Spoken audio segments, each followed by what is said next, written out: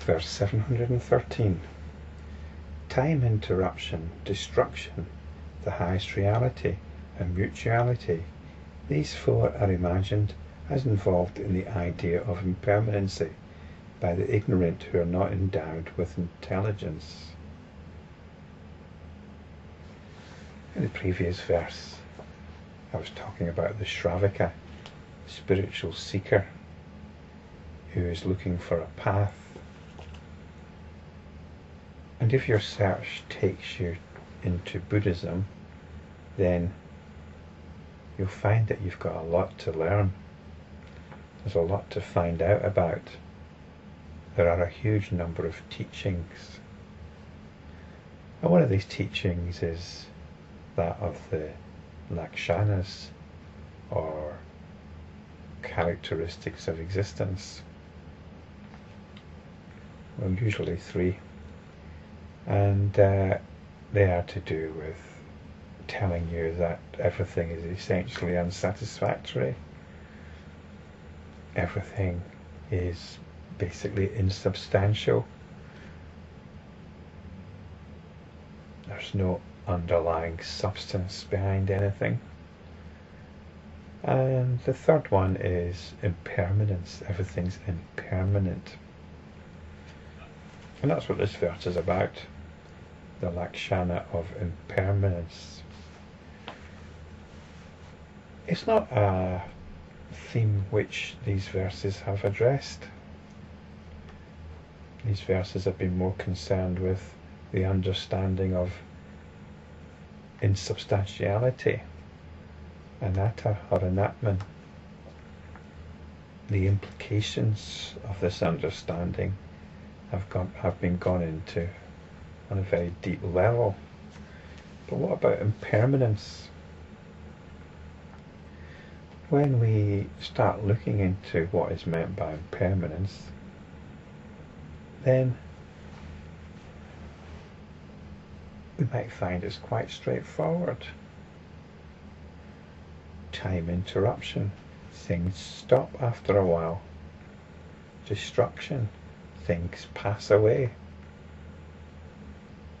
The highest reality, well, we're told that this is Nirvana, and Nirvana is not subject to impermanence.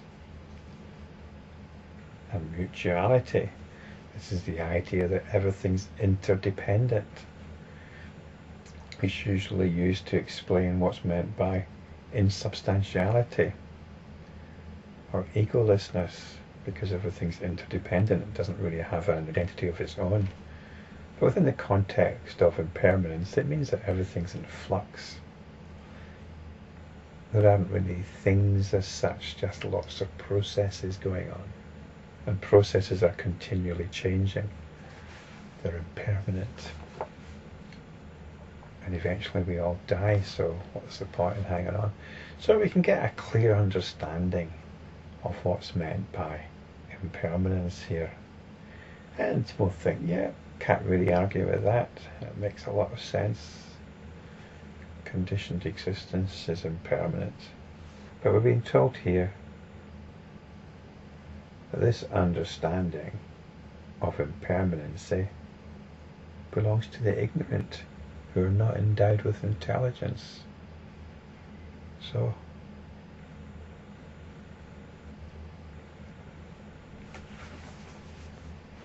what can we do to wise up? I did a little search online on impermanence, and there's some very good material. But it's all pretty straightforward and standard, along the lines that I've just described. The thing is, once you've got this understanding, so what?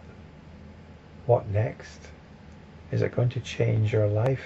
Very often this kind of teaching is used as a way of encouraging you to get on with your practice. Your life is going to end. Your life isn't permanent. You're not permanent. So make use of the time that you've got. The world is on fire. Get on with your practice. This is the sort of implication of this understanding. The point is, where's the insight? In these verses, we're concerned with direct insight.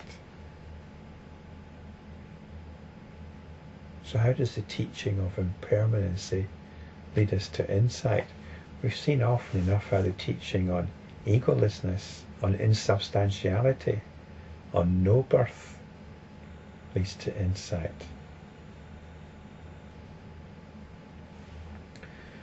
Well, the verse doesn't actually tell us.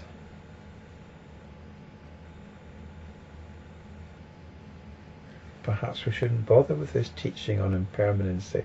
It's not particularly useful to the enlightenment practitioner. It's hardly been touched on. We're in verse 713 now.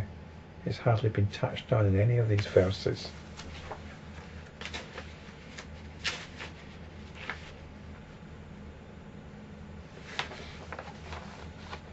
Out of all these videos I've got, there isn't one called Impermanence.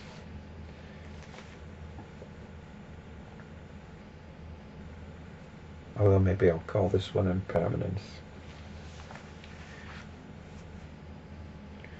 And it even leads to a misunderstanding that somehow Nirvana, not being subject to impermanence, is permanent. And this wouldn't be correct either. Which might upset some people. I've been speaking recently about how Nirvana is generated. It's not some state of consciousness, higher state of consciousness, which if you follow certain practices you can access. If that was the case, it certainly would be impermanent, because you cannot abide in that state of consciousness indefinitely. You have to get on with your everyday activities. So what is Nirvana then? Well, we can understand Nirvana as this insight that I've been referring to. It's always possible to return to this insight. This is the contrast of Nirvana with conventional experience. Insight can always be returned to, but conventional experience is always slipping by in accordance with the arrow of time. What is past is past.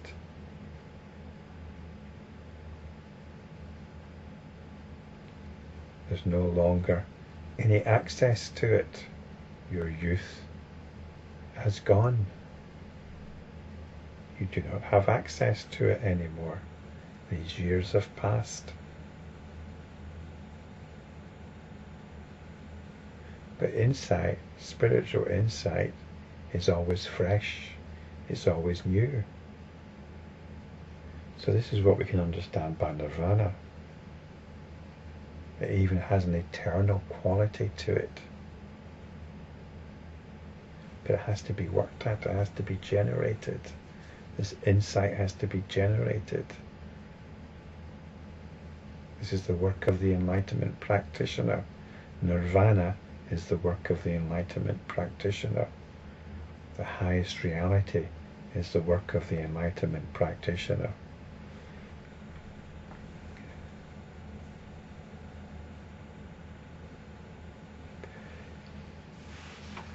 So perhaps now we're getting some understanding of how impermanence might be useful, in contrast to the highest reality, in contrast to Nirvana. We do not understand Nirvana as permanent, as opposed to the impermanence of conditioned existence. But what we can understand it as, we can understand it as being more reliable. And this, I'm going to suggest, is a better word than impermanence. Conditioned existence is unreliable. It's constantly slipping through your fingers. You cannot actually grasp it.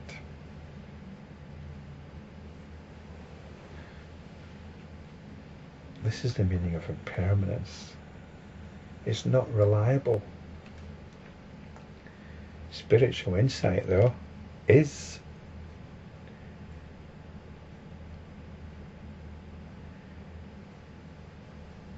You can always turn to these teachings.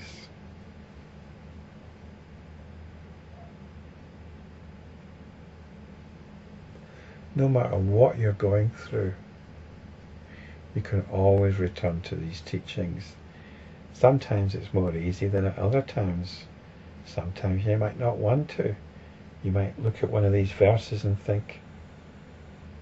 But if you're patient and enter into it, perhaps with the help of these videos,